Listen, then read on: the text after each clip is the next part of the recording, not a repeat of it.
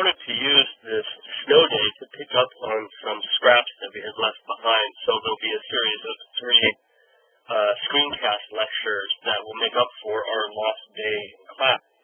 The first of them, we're going to shoot this back quite a bit to the generation before Giorgione, where we had been talking about a group of Venetian painters who were contemporary with Giovanni Bellini, in particular Cima da Conegliano on your left of the St. Helena, and before him we also looked at the works of Carlo Crivelli on your right. The third artist that I wanted to look at in this sequence that we never got around to was Vittore Carpaccio, a very prominent painter in late 15th century Venice, and we have a few of his works in the National Gallery as well.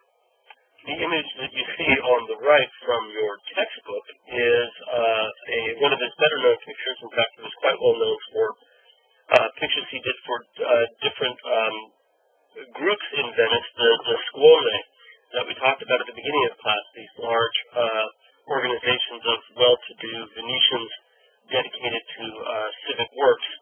And this was done for the Scuola Grande. Remember, there were 6 of these Scuola Grandi of St. John the Evangelist for San Giovanni Evangelista. These were a series of 9 massive canvases that Carpaccio did for the Scuola of St. John the Evangelist. Each one of these images is 13 feet across the base to give you a sense of scale. Now, this series of paintings done by multiple artists, Carpaccio and others, all share a single theme. The Scuola owned a fragment of the true cross, the cross that Christ was crucified on. There are numerous fragments all around Europe, and they owned one of them. And this image, as all the images in the series, show different miracles that were affected by that relic that was owned by the Scuola, a relic of the true cross of Christ.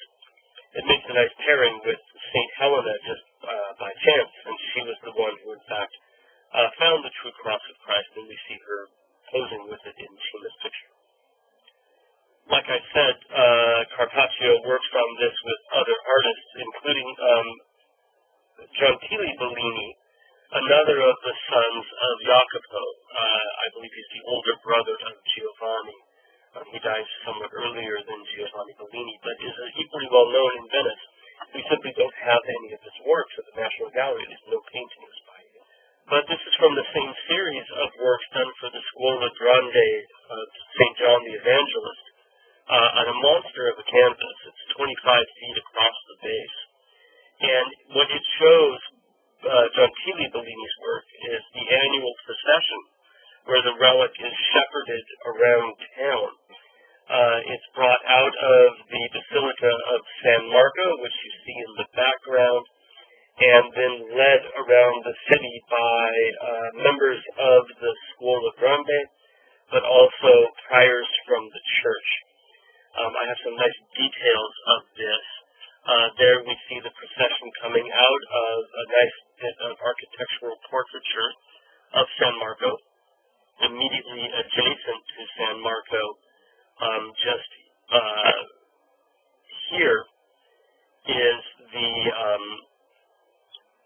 just there is the Doge's palace. So the square of San Marco, the square outside San Marco, is in fact a very prominent place for Venetians. So our procession leads out from the doors of San Marco and into the Piazza San Marco. The actual procession is led by priors playing music and singing. We can make out portraits of various Venetians here. Within the group, then we have torch bearers surrounding the actual shrine itself, which is covered in a canopy. And there is the shrine holding the precious relic of the true. The whole point of this procession was it was believed that the cross itself would protect the city, and by traipsing it around the borders of the city, it sort of presented a boundary, if you will, a holy boundary that would protect the city from any harm. it's interesting that John Tilly Bellini signs on a little cartouche, a little piece of paper, just like his brother Giovanni did, and he places that signature directly beneath the shrine with the relic, almost as if the relic is also protecting John Tilly Bellini at the same time. Now, while this massive canvas in the Scuola Grande of St. John the Evangelist shows an annual event, it's meant to actually illustrate one particular year's procession. And this is the procession from 1444. During that year, a merchant, we see him here, prayed to the relic that his dying son might live. And when he went home at the end of the procession, he found his son up and around and completely healed, fully alive. And so this is, again, part of that sequence of images showing miracles worked by this relic owned by the Scuola. Going back to Carpaccio, the miracle at the Rialto Bridge shows the same procession, not the same year, but the same annual event, in a different part of town. And we can see here the relic, again, working a miracle. So there's the procession coming out from one of the side alleys with many of the members of the Scuola Grande moving the procession through town. In the background, we see the old Rialto Bridge. This was, at that time, the only bridge that crossed the Grand Canal in Venice. It collapsed in 1524. So this is the old bridge before the wooden bridge fell down. And it's since been replaced by the one that maybe you know from the guidebooks, the marble version, which was built in the late 16th century, 1591, so not all that much later. So Carpaccio shows us what it used to be, and we're pretty much looking at it from the same point of view in both of these pictures. The miracle that Carpaccio presents is on the balcony in the upper left corner, where the relic is brought before a madman, a possessed person, who is then healed immediately by the relic being passed over his head. So you see the madman in blue and the relic being waved over his head here at the moment that he is miraculously healed, as looked on by these torchbearers who are indeed members of the Scuola Grande. Now, the Scuola Grande of St. John the Evangelist is not the only Scuola that Carpaccio worked for. He also worked for the Scuola Grande of St. Ursula, another of the six major Scuole, the six Grande Scuole in Venice. And he did a series of pictures, in fact he did the entire series, for the Scuola of St. Ursula. And we see one of the most famous images here of St. Ursula being visited by an angel in a dream.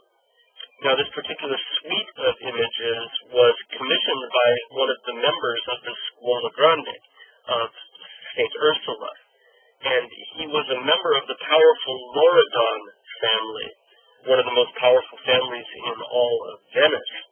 And a few years after Carpaccio's work was commissioned, another member of that family was elected Doge, which we see in this wonderful portrait by Bellini in London in the National Gallery of Doge Loredon.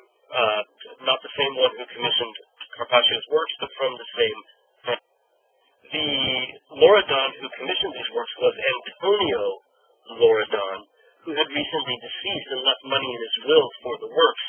He had been instrumental in repelling an attack by the Ottoman Turks in 1474, and it seems as if that memory, the Turkish onslaught and the threat from the Ottoman East, fills parts of the subject matter of the suite of images for the Scuola of St. Ursula. That said, the actual myth, the story of St. Ursula goes all the way back to the 4th century and has really nothing to do with the Ottomans whatsoever, but they use it as propaganda for modern events. She was the beautiful daughter of the King of Brittany, and she was a Christian, whereas her father was pagan. And he arranges a marriage for St. Ursula to the son of the King of England, who is also pagan.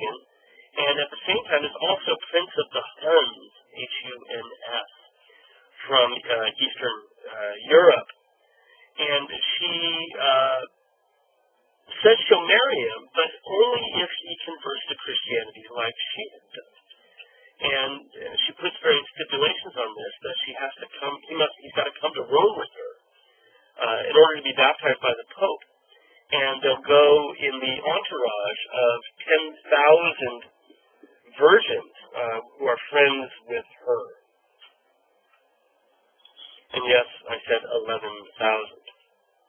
So in this scene, which is the first one on the right in the sequence, we see the English king and his ambassadors arriving at the court of Brittany to negotiate the marriage. And here they are having audience with the king of Brittany under this pavilion, having arrived. What's interesting is that while this, by legend, is Brittany, it's quite obvious that Carpaccio has designed the stage set so that it looks really quite a bit like Venice in the 15th century. You have an inlet there, bridges crossing it, canals running through the different streets. This could easily be the inlet just outside the Doge's palace, even though the buildings are entirely made up. But as you can see, we've come in from the ocean here to this wonderful esplanade that Carpaccio has included. We even see people, in addition to these stage set looking very much like Venice, some of the people in the picture also look like contemporary Venetians. These figures standing by the shore, for example, the little boy playing the violin next to that post, and the man with the mismatched stockings are both recall contemporary performing troupes in Venice, in particular a professional group called the Company of the Stockings, that whose uniform had these rather elaborate multicolored stockings, and who perform both music and dramatic pieces, often based around the lives of the saints. And some people have suggested that, in fact, our Life of St. Ursula might well be based on one of these religious plays staged by the Company of the Stockings. And so we see the man in the foreground there as one of the members of this group. And we will see them again when we look at the works of Giorgione. Well, the story continues on, and they go to the Pope in Rome. All 11,000 plus people are baptized, and the prince converts, and they head back to Brittany to get married. On their way back, they stop in the city of Cologne at the same time that city is being attacked by the prince's forces, the Huns. And so in this scene, we see them in the city of Cologne and about to be slaughtered. The image here shows the Huns taking swords to some of them, drawing swords to kill others. The man in the foreground about to shoot St. Ursula herself, dead in the chest, but even behind the tree on the left, you can see another archer loading his crossbow.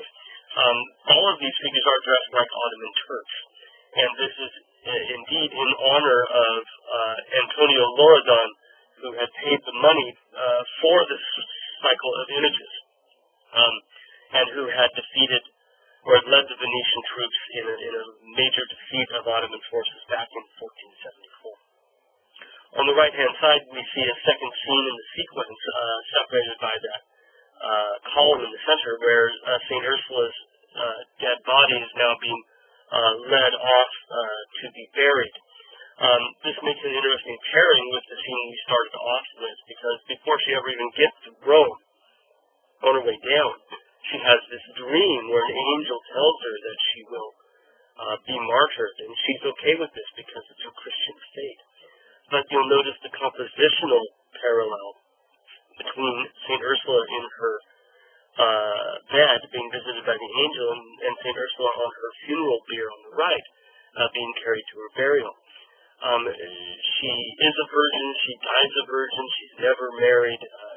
In many ways, the dream of St. Ursula shows the fact that she will be martyred before she ever enjoys marital bliss. So the angel comes in from the right, carrying a palm branch. This is the standard sign of martyrdom. We see the sorts of details that oil painting makes possible that Venetian painters ever since Antonello da Messina came to Venice, the kinds of details they've been painting. And again, we look at the bed of St. Ursula, we see her faithful dog at her feet, her slippers next to the bed, sleeping fitfully, her hand on her cheek, and her crown placed at the foot of the bed.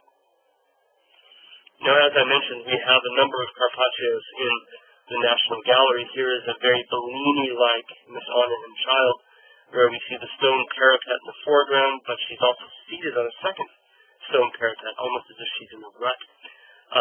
The standard colors, which are symbolic for the Virgin Mary, the red of the robe signifying her pain, her passion, her suffering, the blue, her faithfulness to Christ's cause, the white of the veil, her holiness. There we have those little bubble-headed angels that we saw downtown when we talked about Giorgione, floating in the sky overhead. We can apply many of the things from the Goffin reading on half-length Virgin and Child here to this particular work, and we see details that we've seen in other paintings by Giovanni Bellini and others. The little bunny rabbit in the background, the sin that Christ has come to alleviate behind his hand, elements that make this a pastoral landscape, shepherds in the field, but also, I think, on the other side of Christ's hand, a symbol of his leadership of us. We are, in fact, his flock.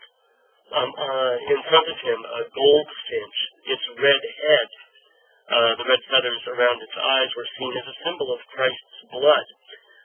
So that certainly ties in with the red of the Virgin's robe as a symbol for his eventual sacrifice. On the right-hand side, we have a pair of large reindeer with their massive antlers in the woods. And again, I think this is the symbol of paradise as often explained. As to exactly who those figures are in the background, the figures on the bridge, it's anyone's guess. I have not seen anyone explain them fully. I think this is our standard populated city that we've been separated from. There's a man on horseback that you can see next to the bridge, as well as little figures crossing this bridge. Another Carpaccio Virgin in the National Gallery has no child, but just simply shows the Virgin Mary reading. There's a clock on the left sort of hanging from that tree. One wonders if she sent Jesus off for a little bit so she can get a little quality downtime reading. But she's turning her back toward us in a much more casual pose. And you'll notice that the red that Carpaccio uses here is a little bit more burgundy colored. This is a typical red for Carpaccio, and in fact it's the reason that we call beef Carpaccio Carpaccio. Beef Carpaccio is a very thin slice of raw steak that's been hammered to be almost translucent, and through this process it becomes basically the color of Carpaccio red that we see in his paintings. And so the beef dish, the appetizer, was named after Carpaccio, and that's the color that we see quite prominently in the Virgin reading. But you'll notice that these same colors repeat in the Madonna and Child. Even that orange on her sleeve now repeat underneath as the inner lining of the Madonna on the right.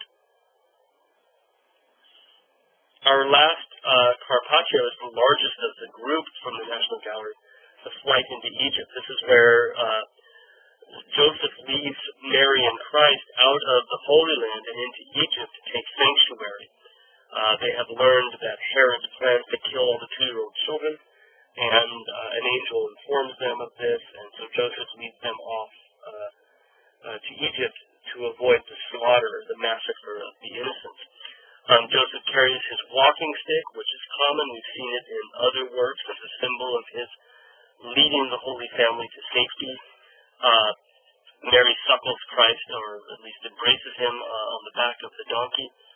Joseph is an interesting figure here. We've seen him often as this figure who is championed as a strong role model. In this case, it seems a little bit more silly.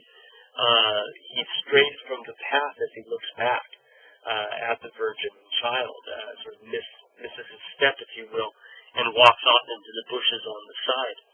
Joseph is this interesting figure in that he's not always depicted positively. Sometimes he's depicted as a sort of silly figure of the inappropriate knowledge of the world, if you will, the incomplete or imperfect knowledge of the world. And I think that's kind of the case here.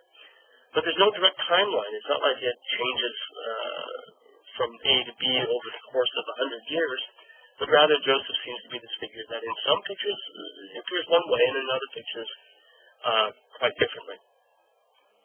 This particular composition by Carpaccio seems to have been lifted from a woodblock print by Albrecht Dürer, also showing the flag into Egypt, and this is quite obvious through the pose of Joseph on the right. But also, I think, through the way that Mary sits side saddle on the donkey, although facing a different direction, holds Christ to her chest. Dürer was quite popular in Venice for a couple of reasons. One, his prints were well known, since a woodblock print allows you to print multiple impressions. They travel much more freely. People in Venice knew his prints well. They were, in fact, even copying them, right down to the signature, which is on the little placard in the foreground here. Is Dürer's signature. And Dürer, in fact, then came to Venice in 1505 to try to get Venetian printmakers to stop them from making copies of his prints with his signature on it. It's one thing for Carpaccio to lift the composition, but he's not signing it Dürer. That's what made him upset, and he came to sort of file suit. While in Venice, he paints an altarpiece for the colony of German merchants in Venice, and this helped to cement his reputation in Venice. And Carpaccio's work certainly is testament to the knowledge of Dürer's work by Venetian art. Finally, if we look in the background behind the Virgin Mary, we see various metaphors for travel, the kind of things that we've often seen in pastoral landscapes. These rural houses, some of them appearing to be unfinished, but you'll also notice a Venetian gondola with a cover on it and figures moving up the river here. This is certainly meant to underscore the idea of travel that is part of the main theme by Carpaccio.